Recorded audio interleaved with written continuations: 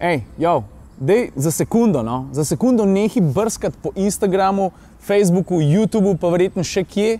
To pa samo zato, ker ti imamo zapovedati nekaj zelo pomembnega. A vidiš to stavbo za mano? No, ti modeli in modelke sprejemajo zakone, ki direktno vplivajo na tvoj life. Sprejemajo jih na ta način, da bodo razočarali čim manj volivcev in volivk, ki so volili zanje, ker drugače jih noben več ne bo volil.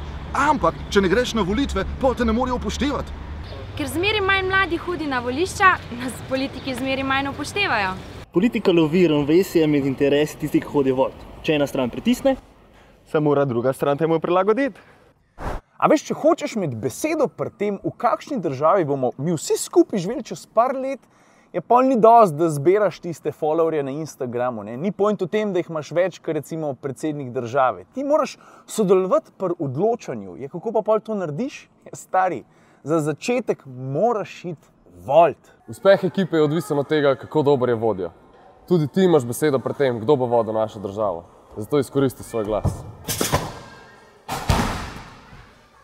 A gledaš liste in ne najdeš nič zase, ti gre na živce čisto vsi kandidati. Imaš idejo, kako bi lahko boljš vodil državo.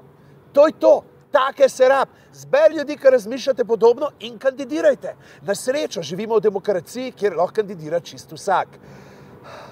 Kar pomeni, da lahko kandidira čisto vsak. Najslabše, kar lahko narediš, je, da ignoriraš problem. To ne pomeni, da bo problem zginil, ampak samo, da ti ne boš sodeloval v njegovi rešitvi. Ej, če naredi slabo fotko, sploh ni panike, zaradi tega, ker lahko vržeš čez njo en hud filter. Če je slab politik, mu noben filter ne pomaga. Veš, kaj pa pomaga?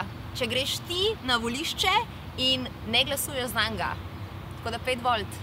Mladi se moramo aktivirati in vzeti life v svoje roke. Manj blefirati, več debatirati. Manj fantazirati in več kreirati. Manj poziraj. več participiraj.